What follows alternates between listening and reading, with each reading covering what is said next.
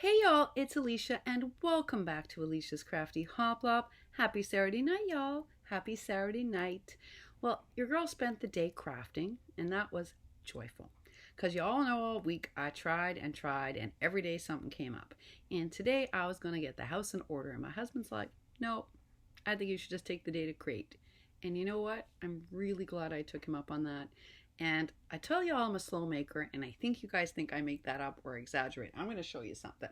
Well, one of them I created just to show you, but I've been working on cards all day today. All day. And I'm not even finished yet, and I'm only going to have 3 by the time I'm finished tonight. 3. That's from all day of crafting. So I really am a slow crafter. I'm slow, I'm careful, I leave things, I let it dry. So, that explains to why it takes me so long to do things like a swap or a happy meal that I make you. I don't rush anything. And while not everything I make is perfect, I certainly put a lot of effort into trying to make it the best that it can be. But I was very touched today by all of your feedback, the emails I received, the text messages, the messages here on YouTube. It is very clear to me that we need to do a newbie series on here. Once a week, excuse me, it was 82 degrees today, and I think the weather changed. Like one day we have it and it's like cold and I have to wear a winter coat. The next day it's like 82. So it's doing something funky. It's very clear from everything that you expressed that we need to do a newbie series, and it doesn't have to be anything fancy. A once a week where we cover tips and tricks that we have learned along the way, and a chance for you to ask us questions as well. And I suspect this even may be a live, I'm not sure. Now, I may ask other members of my creative posse to participate just because each of us have different strengths. So for instance, excuse me, someone like a Susan Tootsie Tucker or a Crafty Michelle, they're expert card makers.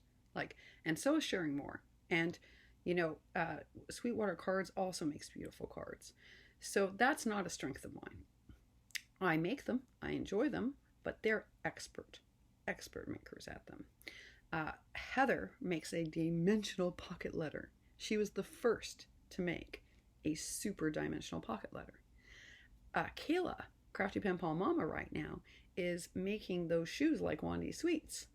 And so, and she does other very innovative Maggie crafting, and she does tons with fussy cutting, y'all. We have people in our whole community, and I can keep going.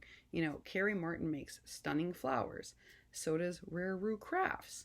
I can think of so many people that we could invite, and everyone could take a session where they could lead and teach you some of the things that they've learned, a trick of the trade.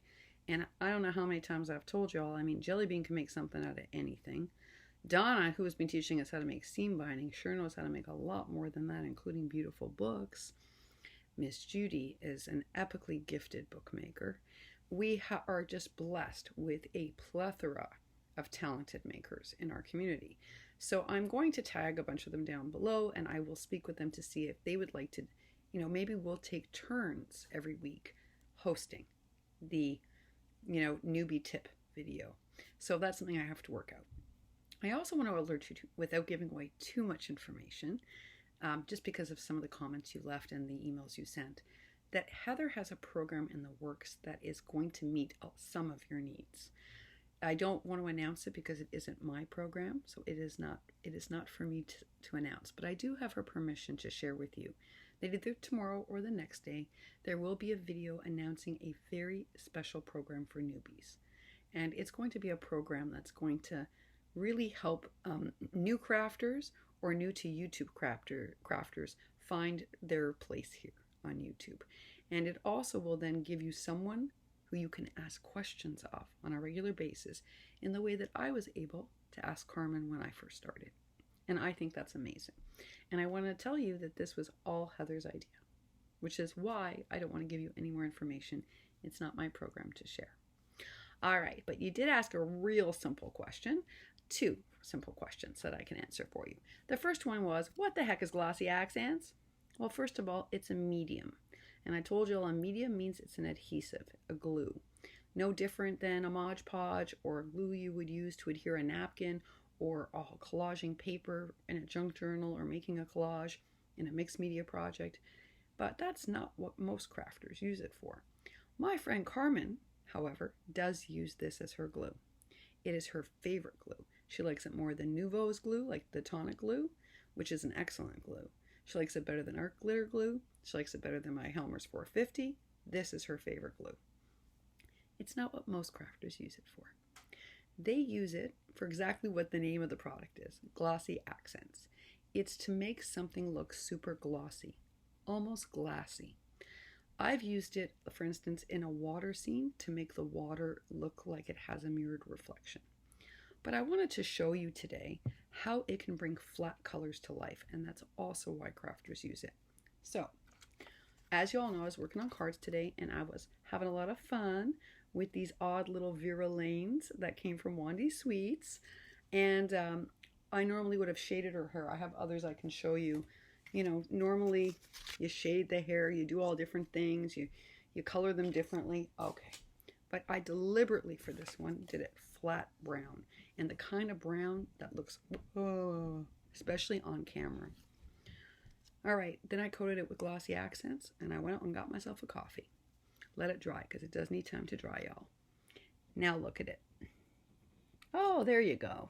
You see how it looks like that? Isn't that remarkable? Yeah, really glossy, really shiny. Imagine that on a blue pool of water and what that would do to it. Or on a beautiful butterfly that was a little bit flat in color. It would bring it to life.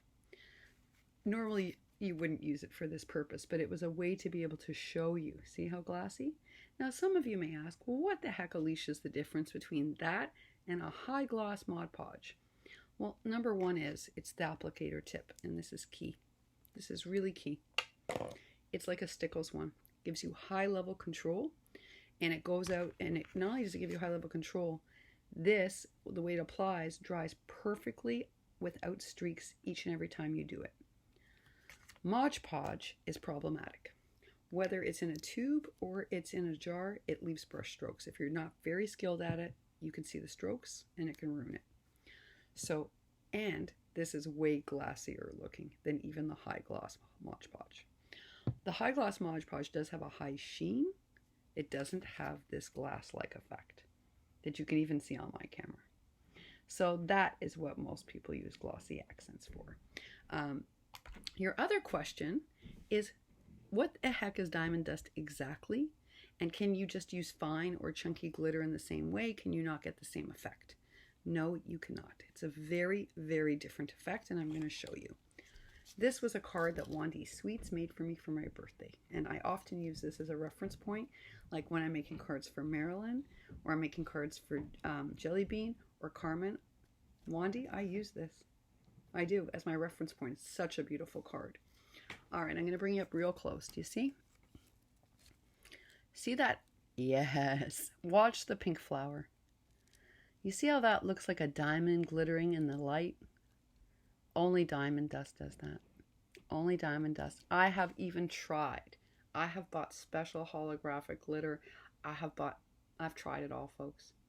Only diamond dust gives you this effect. Only diamond dust. Now, my friend Kathy, Cat's Create, will tell you the first time she used diamond dust, and she's a clean crafter and very skilled. Oh, her hands, because it really is crushed glass. And so you do have to know how to apply it. It's not difficult, but it's helpful if you know how. And we have an expert here on YouTube. Crafting with Fury. She loves diamond dust. She uses it on almost everything. And she even knows how to apply it like to very tiny little things, which is actually difficult to do with diamond dust. She made this excellent video. I think it's 6 minutes long. It's super short. It's a tutorial on how to use it. I'm linking it down below. It's a fabulous video. I watched it, I was like, oh good, I'm doing it right. But it's a wonderful video if you want to learn how to use this product. I will tell you, I mean, it is spectacular, and I think that most of us use it on flowers. Crafting with Fury uses it on so much more. So while you're there, look at her other projects, just so you get a sense of what you can do with diamond dust. I will tell you the price of diamond dust ranges greatly. So I ran out of it while I was here, and I ordered my last batch from Walmart because it was actually the least expensive. But that changes week to week. Make sure you're checking the price points. Here in New York, they took away Michael's 40% off coupon. Now it's only 20%. Only since the pandemic. So I won't buy it from there anymore, even online when they have it, because I don't have 40% off anymore. So just do some price checking, because the price of diamond dust can range anywhere from like $5 to like $12 or $14. So make sure you're checking around to find it at the best price possible. Also, the company that makes diamond dust makes another product, and I'm not sure if it's called fairy dust or sugar dust, but most crafters don't care for it. They say it's not as good. I personally haven't tried it. I'm just relaying to you what I've heard from others who have suggested it's a little bit less expensive. So I asked around and people said, don't, you'll be sorry. It's one of those ones where you get what you pay for. So there you go. There are your answers to Glossy Accents and Diamond Dust Demystified. And I will put Crafting with Fury's extremely useful tutorial down below. I hope that you enjoy it. I also wanted to share with you, I did get in a couple of things today. I was very excited. I got in one alley order, y'all, and I'm so happy. This one is from January. Maybe it's a sign they're gonna come. And I know you can't really tell my camera, just a little. This was for mermaid crafting, and look how beautiful it is. And it's a mix of silver and rose gold and blue netting, mesh netting. Isn't that gonna be pretty? So I'm so happy this came. Dina, there's hope. I got one order in from January. So that's a great sign. And I also got in my angel stamp for my angel cards. So I don't normally make cutesy things. I prefer the oddball girls. I really do prefer these oddball characters to cute. But I did get this angel stamp from Penny Black, and she makes a good stamp. So that's what it looks like stamped. And it comes with, I think, 5 sentiments. Yeah, 5 sentiments. And I liked it for the card making, and it says, our little angel or you're an angel. So this is what I'm going to use to make my angel cards. And like Rare Root Crafts, I also got in some craft storage. So I've been very nervous about ordering these poly envelopes because it seems no supplier tells us how thick they are. So I was kind of worried that these were going to be like Ziploc thin and not very good quality and a ripoff, to be honest. And I checked the price on Ali and I checked the price on Walmart. I got these from Simon Says Stamp, and they're a little more than the ones at Walmart. But I have to say I'm so happy because they're really good quality. They're not Ziploc thin. They are nice and thick and durable, and I think these are going to last. So I ordered a set of the mediums. They work for both dies and stamps. And I'm really excited that I got those. The other tip I'll give you is that people who didn't use the Magnetia magnets, who used the dollar store or hardware magnets to put in these envelopes to store their dies, had to replace them because the magnets weren't strong enough to hold the heavy dies. So it was like a waste of money because they had to go buy the Magnetia dies, Magnetia magnet sheets anyway. And those you purchase on Amazon. They are a bit pricey. It's $25. A pack of 25, I think, for around $15. That's from my memory, y'all. Don't quote me on that. Somewhere between $14 and $16. So I did get those in, and I am very pleased with the quality of these, and that came from Simon Says Stamp. The last thing that I got from him, I got a tiny little doily die, and I was shocked. I think I put it over here amongst my projects. Why was I shocked? Because it was only $2 and change. It was basically the same price as Ali. So here it is. And if it cuts out well, oh wow. I mean, yeah, on Ali, you can get 4 mini doily dies in a set for $2. No, actually now for $4.